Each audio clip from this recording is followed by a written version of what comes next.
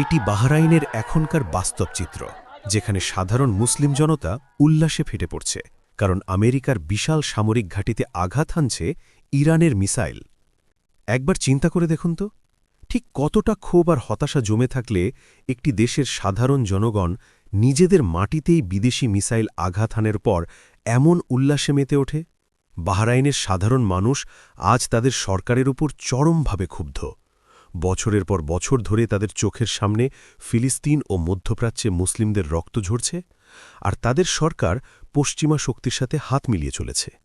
তাই যখন ইরানের মিসাইল এসে আমেরিকান বেসে আঘাত হানে, তখন বাহরাইনের সাধারণ জনগণ নিজেদের মাটিতে হামলার আতঙ্ক ভুলে গিয়ে এই আঘাতকেই নিজেদের দীর্ঘদিনের চাপা ক্ষোভের বিস্ফোরণ হিসেবে উদযাপন করে।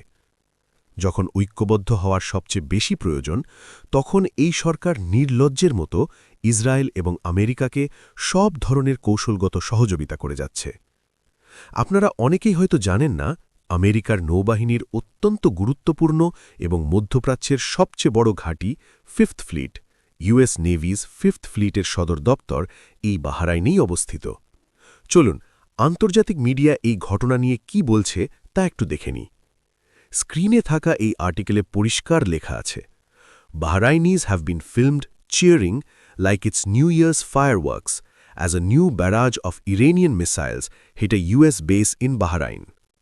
এর মানে হল, বাহরাইনবাসীদের ক্যামেরায় উল্লাস করতে দেখা গেছে, ঠিক যেন নতুন বছরের আতশবাজি ফুটছে, যখন বাহরাইনে অবস্থিত মার্কিন ঘাঁটিতে ইরানের মিসাইলের নতুন এক শক্তিশালী হামলা আঘাত হেনেছে।